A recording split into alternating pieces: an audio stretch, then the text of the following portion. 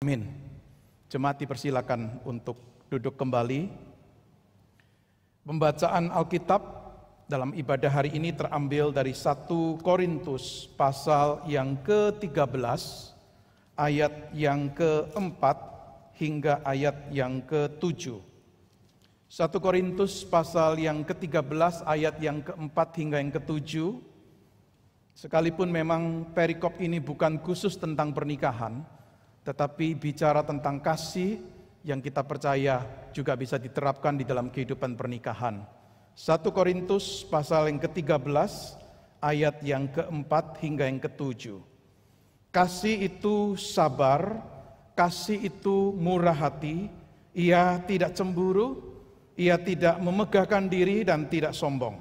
Ia tidak melakukan yang tidak sopan dan tidak mencari keuntungan diri sendiri. Ia tidak pemarah dan tidak menyimpan kesalahan orang lain.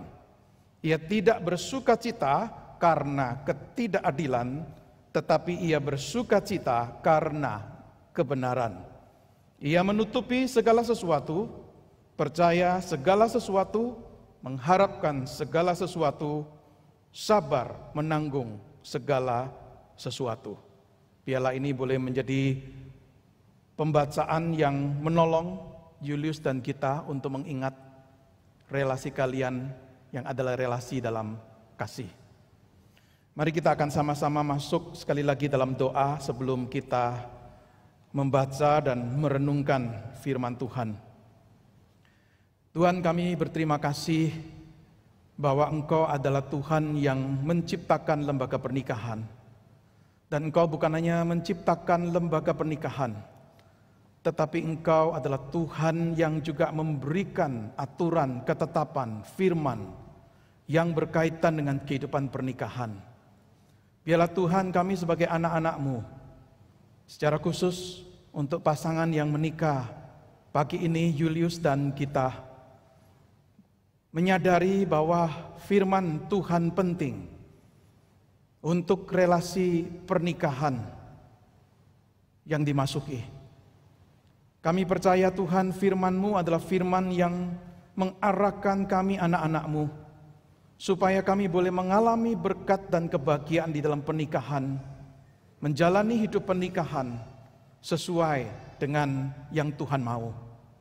Berkatilah renungan firman Tuhan pada pagi ini, berbicaralah, kami semua anak-anak-Mu siap untuk mendengar. Di dalam nama Tuhan kami, Tuhan Yesus, firman yang hidup, kami berdoa. Amin. Ada seorang konselor pernikahan dari Singapura mengingatkan pasangan yang akan menikah mengenai perbedaan dua kata atau dua istilah dalam bahasa Inggris, yaitu pertama wedding, yang kedua marriage. Wedding itu bicara acara pernikahannya, marriage itu bicara pernikahan itu sendiri. Beliau mengingatkan acara pernikahan dan pernikahan itu sendiri adalah dua hal yang berbeda. Dua hal ini memang tampaknya menyatu dan terhubung satu dengan yang lain, tetapi tetap harus dibedakan. Bicara wedding itu bicara event, bicara acaranya, bicara peristiwanya, bicara seremoninya, yang umumnya berlangsung dalam satu hari. Dalam beberapa kebudayaan atau agama bisa berlangsung mungkin beberapa hari. Wedding itu adalah peristiwa yang menandai permulaan marriage, pernikahan. Begitu wedding selesai, maka itu menjadi acara yang bisa menjadi satu kenangan, satu memori yang indah. Tanggal wedding itu bisa dirayakan, maka ada yang namanya wedding anniversary. Saudara, perlu untuk ini diingat perbedaannya. Kenapa? Saudara, bagi banyak orang, wedding itu sangat penting. Wedding itu dianggap sebagai satu peristiwa penting dalam kehidupannya, dianggap sebagai momen yang paling bahagia dalam kehidupannya, satu momen yang sungguh dinanti-nantikan, merupakan puncak dari hubungan yang selama ini sudah dijalin. Nah, karena begitu pentingnya dan berharganya wedding di mata banyak orang, maka mungkin begitu banyak waktu dan tenaga diinvestasikan untuk mempersiapkan wedding itu. Kalau ada kemampuan dan ada dana, maka akan dibuat semegah mungkin. Mungkin akan dilaksanakan wedding itu di tempat khusus yang megah. Saudara, kenapa? Karena orang ingin menjadikan wedding itu seagung atau sebaik mungkin. Sehingga menjadi satu celebration, menjadi satu perayaan yang bisa diingat seumur hidup. Tetapi konselor pernikahan dari Singapura itu mengingatkan, ternyata wedding, acara pernikahan yang indah atau megah, itu enggak menjadi jaminan marriage-nya, pernikahannya akan juga berjalan dengan indah. Permasalahan-permasalahan yang muncul dalam pernikahan itu cukup banyak, membuat dua orang yang masuk dalam pernikahan itu yang tinggal bersama mulai menghadapi berbagai permasalahan. Kalau tidak diselesaikan itu akan mulai menjadi perselisihan yang akan membuat mereka menjauh satu dengan yang lain. Dimulai dari menjauh secara emosional, bukan secara fisik, dan kemudian terus berlanjut sampai akhirnya memutuskan untuk mengakhiri marriage mereka, mengakhiri pernikahan mereka. Maka ini mengingatkan kepada semua kita bahwa marriage, pernikahan is more than a wedding. Pernikahan itu lebih dari weddingnya itu. Sangat disayangkan kalau begitu banyak pasangan membuat persiapan yang luar biasa untuk acara weddingnya, tetapi kurang mempersiapkan marriage-nya. Berjuang sungguh-sungguh untuk wedding, tetapi kurang berjuang untuk marriage. Oleh sebab itu, pasangan-pasangan yang menikah seharusnya menyadari bahwa kita ini harus juga menginvestasikan waktu, pikiran, tenaga dalam marriage kita melebihi perayaan wedding itu.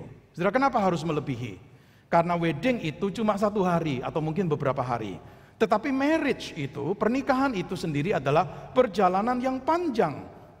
Bertahun-tahun sampai kematian memisahkan kita. Saudara, maka secara khusus Julius dan kita jangan discourage. Karena pandemi ini tidak bisa mengadakan wedding yang wah. Ya, wedding yang sederhana, pemberkatan yang sederhana hari ini. Tetapi jangan discourage, jangan merasa kecil hati.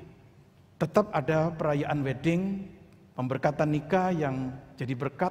Tetapi yang lebih penting adalah marriage kalian harus indah. Membuat wedding indah itu mudah. Tetapi membuat marriage itu indah, itu tidak mudah, itu satu tantangan. Menikah itu mudah, tetapi tidak mudah untuk mempertahankan kehidupan pernikahan yang indah dan memuaskan. Seorang pakar pernikahan bernama Jim Dobson, itu mengumpamakan pernikahan itu seperti satu pertandingan lari maraton. Bukan lari jarak pendek, tetapi lari jarak jauh. Bukan hanya membutuhkan permulaan start yang baik, tetapi juga membutuhkan ketekunan, ketahanan, membutuhkan usaha, membutuhkan perjuangan. Ketekunan itu membutuhkan ketetapan hati. Pada permulaan lari maraton itu mungkin gak terlalu masalah, tetapi begitu sudah mulai ada di perjalanan, di tengah mulai rasa lemah, capek, putus asa, dan rasanya itu mau menyerah kalau bisa. Setelah beberapa lama menjalani, mulai muncul tantangan, bisa letih dan mau give up. Tapi Jim Dobson mengingatkan kita ini di lari maraton harus menyelesaikan pertandingan lari itu. Maka perlu determination, perlu ketetapan hati. Dalam kaitan dengan penghargaan atau penghormatan pada pernikahan inilah, marriage itu, maka saya ingin membacakan satu ayat hari ini. Satu ayat dari Alkitab Ibrani 13 ayat yang keempat. Ibrani 13 ayat yang keempat itu berkata begini, hendaklah kamu semua penuh hormat terhadap perkawinan dan jangan mencemarkan tempat tidur, sebab orang-orang sundal dan pezina akan dihakimi Allah. Atau saya bacakan terjemahan lain, terjemahan Alkitab bahasa Indonesia sehari-hari. Semua orang harus menunjukkan sikap hormat terhadap perkawinan. Itulah sebabnya hendaklah suami istri setia satu sama lain. Orang yang cabul dan orang yang berzina akan diadili oleh Allah. Kita melihat ayat ini, Ibrani 13 yang keempat, jelas sekali ini bukan bicara satu pilihan. Boleh hormat atau tidak hormat, atau boleh menghargai atau tidak menghargai. Tetapi ayat ini jelas sekali mengatakan, hendaklah kamu semua penuh hormat terhadap pernikahan. Kamu semua orang Kristen tanpa perkecualian, siapapun dia. baik yang sudah menikah maupun yang belum menikah, semua harus menunjukkan penghormatan kepada pernikahan itu. Marriage itu harus dihormati oleh semua orang. Dikatakan di sini, hendaklah kamu semua penuh hormat. Saudara, kata penuh hormat itu artinya apa? Menghargai. Penuh hormat itu artinya apa? Tahu dan menyadari ini berharga. Berarti marriage, pernikahan itu sesuatu yang memiliki nilai yang eksepsional. Dihargai tinggi, sangat dianggap sebagai sesuatu yang berharga. Kalau itu seperti satu barang, ini barang mahal. Ini seperti mungkin batu permata yang mahal, yang kita hargai karena mahal. Maka pernikahan itu adalah sesuatu yang mahal, sesuatu yang berharga. Dalam Alkitab dicatat darah Yesus itu mahal, berharga. Kata yang sama dipakai, darah Yesus mahal, berharga. Kata yang sama dipakai di sini, hendaklah kamu menghargai pernikahan itu. Kita sebagai anak Tuhan, orang Kristen, tidak berani meremehkan darah Yesus. Karena kita diselamatkan bukan dengan barang fana, bukan dengan perak atau emas, tetapi dengan darah yang mahal, darah Kristus. Dia mati untuk kita, maka kita nggak pernah merendahkan Yesus. Kita nggak pernah meremehkan darahnya yang menebus kita. Maka di sini kita melihat Ibrani 13 ayat keempat mengingatkan marriage is precious, marriage is valuable, marriage itu berharga, jangan diperlakukan remeh, jangan diperlakukan sepele, jangan tidak mendapatkan perlakuan yang baik. Ini satu ayat yang penting sekali karena ini satu panggilan bagi semua orang Kristen untuk memiliki cara pandang dan cara hidup yang berbeda dengan dunia ini. Kita hidup di tengah-tengah dunia, di tengah-tengah masyarakat di mana penghargaan terhadap pernikahan itu makin lama makin berkurang, makin luntur, makin hilang. Pernikahan itu tidak lagi dihormati sebagaimana seharusnya. Banyak pasangan melihat pernikahan itu sebagai sesuatu yang bersifat convenient. Oke, kalau convenient menyenangkan saya akan teruskan. Tetapi kalau tidak convenient, saya tidak merasa senang di dalamnya, bubar saja pernikahan itu. Apa yang terjadi di masyarakat kita, fenomena kawin cerai, itu menunjukkan sesuatu pada kita tentang masyarakat atau dunia ini memahami pernikahan itu bagaimana. Maka pernikahan yang panjang usianya 20, 30 bahkan sampai 50 tahun itu mungkin makin lama akan makin langka.